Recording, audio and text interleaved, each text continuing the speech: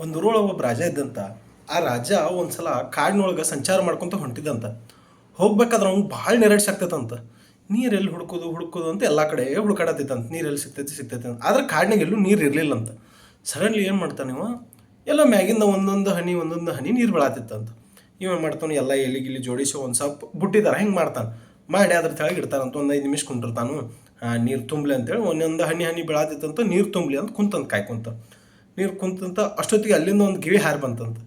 ಗಿಳಿ ಹಾರು ಬಂದಿದ್ದನ ಅದು ಏನು ನೀರು ತುಂಬಿಸಿಟ್ಟಿದ್ದಲ್ಲ ಅದನ್ನು ಕೆಡಿಗೆ ಹೋಗ್ಬಿಡ್ತೈತೆ. ಅದು ಗಿಳಿ ಕೆಡಿಗೆ ಹೋಗ್ಬಿಡ್ದ. ಇವಂತಾನು, ಓ ಪಾಪ ಗಿಳಿಗೆ ಏನಾರ ನಿರಾಶೆ ಆಗಿರ್ಬೇಕು, ಪಾಪ ಅದು ಕುಡು ಸ್ವಲ್ಪ ಹಾರ ಹೋಗೈತಿ ಬಿಡು, ಕೆಡವೈತಿ ಅಂತ ಸುಮ್ಮನೆ ಆಗ್ತಿದ್ನು. ಮತ್ತು ನೆಕ್ಸ್ಟ್ ಟೈಮ್ ಏನು ಮಾಡ್ತಾನು, ಮತ್ತು ತುಂಬ ಕೆಡ್ತಾನೆ. ಹೋಗ್ಲಿ ಬಿಡಂತ ಇನ್ನೊಂದು ರೆಡಿ ಮಾಡ್ಕೊಂಡು ಮತ್ತೆ ತುಂಬ ಕೆಡ್ತಾನೆ.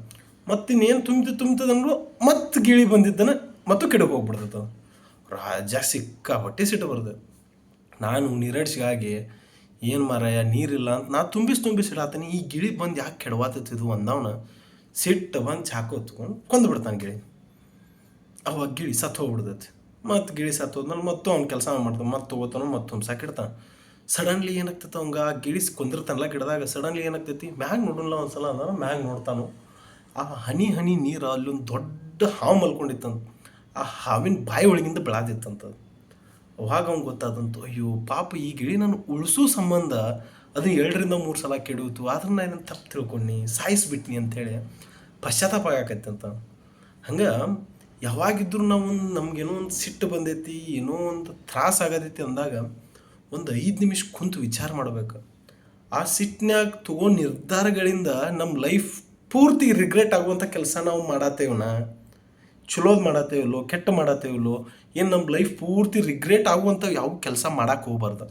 ಸೊ ಅದು ಸಂಬಂಧ ಏನೋ ಸಿಟ್ಟಿರಲಿ, ಏನೋ ಜಗಳ ಇರಲಿ, ಏನೋ ಇರಲಿ, ಒಂದು 5 ನಿಮಿಷ ವಿಚಾರ ಮಾಡಿ, ಯಾಕೆ ಹಿಂಗಾತು, ಯಾಕೆ ಹಿಂಗೆ ಆಗತೈತಿ ಅಂತ ಒಂದು 5 ನಿಮಿಷ ವಿಚಾರ ಮಾಡಿದ್ರೆ ನಾವು ಲೈಫ್ ಪೂರ್ತಿ ರಿಗ್ರೆಟ್ ಪಡುವಂಥ ಸ್ಥಿತಿಯೊಳಗೆ ನಾವು ಇರೋದಿಲ್ಲ. ಈಗ ನಾವು ಯೋಚನೆ ಮಾಡ್ಬೇಕೈತಿ, ಯಾಕೆ ಹಿಂಗೆ ಮಾಡ್ತಿದ್ವು ಅಂತ ಅವಾಗ ನೋಡಿದ್ರೆ, ಅದನ್ನ ಸಾಯಿಸೋಕಿನ ಪೈಲೇನ ಮೇಲೆ ನೋಡಿದ್ರೆ ಗಿಳಿನೂ ಬದುಕ್ತಿತ್ತು, ಅವ ಬಚಾವ್ ಆಗ್ತಿತ್ತು. ಆದ್ರೆ ಅವ್ನು ಬರೋ ಸಿಟ್ನ್ಯಾಗ ಅವ ಏನು ಮಾಡ್ಬಿಟ್ಟ, ಗಿಳಿನ ಸಾಯಿಸ್ಬಿಟ್ಟು ಆಮೇಲೆ ನೋಡಿದ್ವು ಅದು ಹಾವಿನ ಬಾಯಿಂದ ಒಳಗಾದಂತೆ. ಆದ್ರೆ ಆ ತ್ರಾಸ ಅವಂಗೆ ಲೈಫ್ ಟೈಮ್ ರಿಗ್ರೆಟಾಗಿ ಕಾಡ್ತೈತೆ ಅವ್ನು. ಸೊ ಅದಕ್ಕೆ ನೀವಾದರೂ ಆಗಲಿ, ನಾವಾದರೂ ಯಾರೋ ಲೈಫ್ನಾಗ ಸಿಟ್ಟು ಬಂದಾಗ, ಜಗಳ ಆದಾಗ, ಏನೋ ಒಂದು ತೊಂದರೆ ಆದಾಗ 5 ನಿಮಿಷ ಕುಂತು ವಿಚಾರ ಮಾಡಿರಿ. ಕುಂತು ವಿಚಾರ ಮಾಡಿದ್ರಿಂದ ಸೊಲ್ಯೂಷನು ಸಿಗ್ತೈತಿ. ನಾವು ಏನು ಮಾಡಬೇಕು, ಏನು ಮಾಡಬಾರ್ದು ಅನ್ನೋದು ಅರ್ಥ ಆಗ್ತೈತಿ. ಯಾವತ್ತೂ ಗೊತ್ತಿದ್ದು ಆಗಲಿ, ಗೊತ್ತಿಲ್ಲದ ಆಗಲಿ, ಯಾವತ್ತೂ ಲೈಫ್ ಪೂರ್ತಿ ರಿಗ್ರೆಟ್ ಪಡುವಂಥ ತಪ್ಪುಗಳನ್ನ ಯಾವತ್ತೂ ಮಾಡೋಕ್ಕೆ ಹೋಗ್ಬೇಡ್ರಿ. ಯಾಕಂದ್ರೆ ಅದರಿಂದ ಇನ್ನೊಬ್ರು ಪ್ರಾಣಕ್ಕೆ ಹಾನಿನೂ ಆಗ್ತೈತಿ, ನಮ್ಮ ಮನಸ್ಸಿಗೆ ನಾವು ನೋವು ಮಾಡ್ಕೋತೀವಿ. ಅರ್ಥ ಆತ್ಲ?